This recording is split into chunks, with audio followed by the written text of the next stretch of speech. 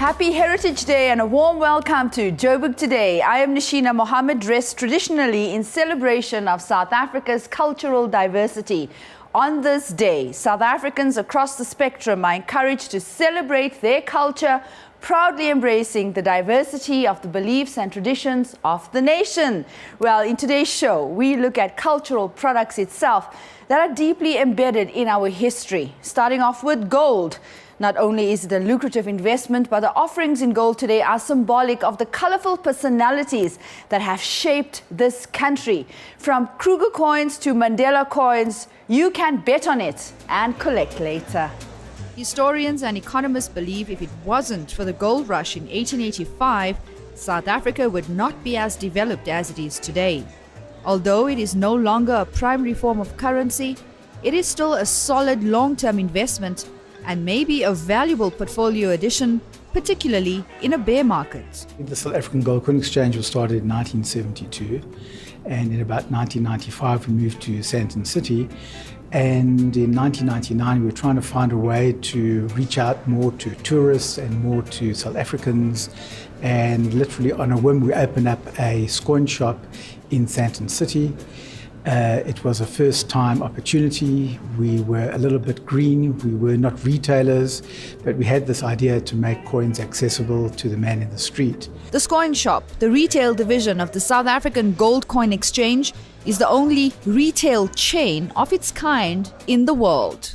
We revolutionized and re-engineered the way a Scoin Shop was, so that most Scoin Shops today really just sell coins.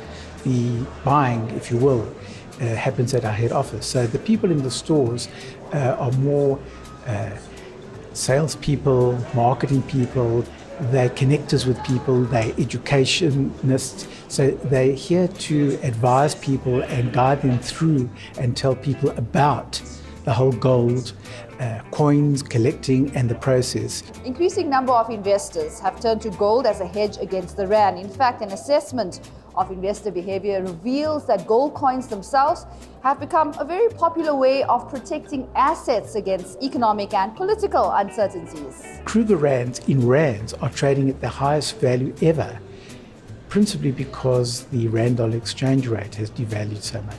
So I think from a local perspective, but I think from a worldwide perspective, you shouldn't put all your money into gold because it doesn't give you a return.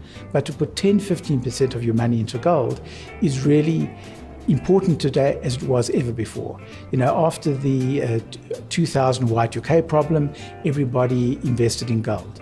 Then in 2007, when there was a financial crisis and the stock markets took a beating, everybody found safe haven in gold. So if you have a few thousand rand saved and that value has been eroded due to currency fluctuations and high inflation, you might want to give some thought into investing it further. But before you invest in any precious metal coins, do your research. A coin dealer can help you make a responsible decision. Nishina Mohammed for Joburg Today.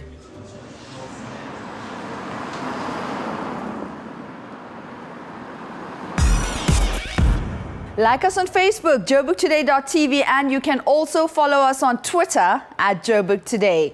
South African brandies are also something to be proud of. It's an export product, having won the title World's Best Brandy more than 20 times, beating even French cognac, which is made in exactly the same manner as South African pot still brandy. Well, a dash of science shows just how far this local heritage has come since the Dutch seafarers burnt their wine to preserve it.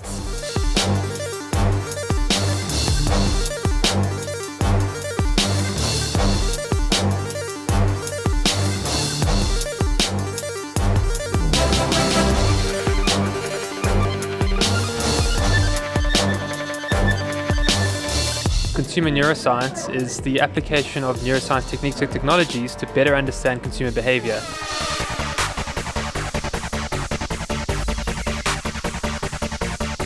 It's meant to show people the scientific side to enjoying a brandy. Believe it or not, you enjoying your brandy can apparently be scientifically measured. And since South African brandies once again won the world crown for the world's best brandies, the country's largest brandy producer decided to quantify brandy enjoyment.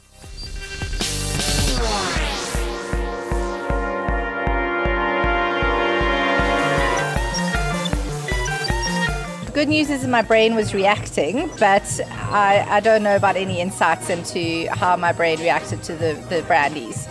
The results tonight will be very accurate, but they're actually meant to be a bit of fun. This actual test environment isn't necessarily conducive to a proper lab experiment.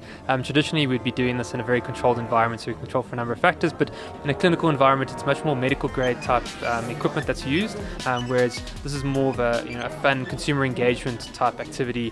This means going through the experiment while fellow media guinea pigs enjoyed a 6-course meal paired with brandy cocktails going by names like Cobbler by Firelight and A Gentleman's Persuasion. We've done multiple taste tests before, and it's proven that South African brandy comes out above other categories.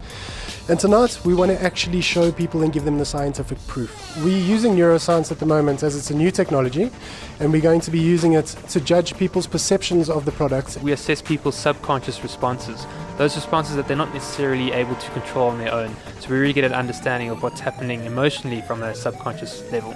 Since this is for neuroscience, I guess Joburg today can also contribute to this body of knowledge. So, hey, this one is for brandy enjoyment research.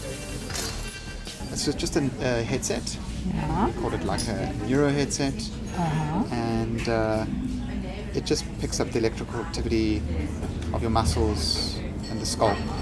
This entails being wired up to record anything from sweaty hands, facial expression, and brainwaves. EEG or electroencephalography, that kind of measures what kind of surface activity on your scalp, and from that we can deduce what areas of the brain are activating to kind of get a better understanding of their emotional response to the taste testing experience. Facial coding measures someone's emotional response based on their facial expressions. So we just have a little camera that kind of measures that, and we have software that does the back-end analysis. Galvanic skin response measures your level of emotional arousal, so it's a little device that gets worn on the respondent's hand, and it picks up the level of sweat in their system, which is controlled by their sympathetic nervous system. Having a look at your brain patterns and where parts of your brain are corresponding with different tastes and sensations, the smells, the tastes, how you felt, other things going around behind you. It was fantastic to see the whole animation and showing you in real time how your brains reacted during the whole process. So this gives having something on your brain a brand new meaning. Marisa de Klerk, Joburg today. Cheers.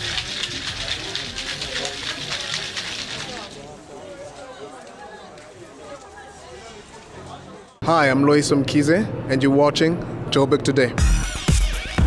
That brings us to the end of the show. Just remember that today is a celebration, so go out and celebrate your tradition and all South Africans who have contributed to the building of this great nation.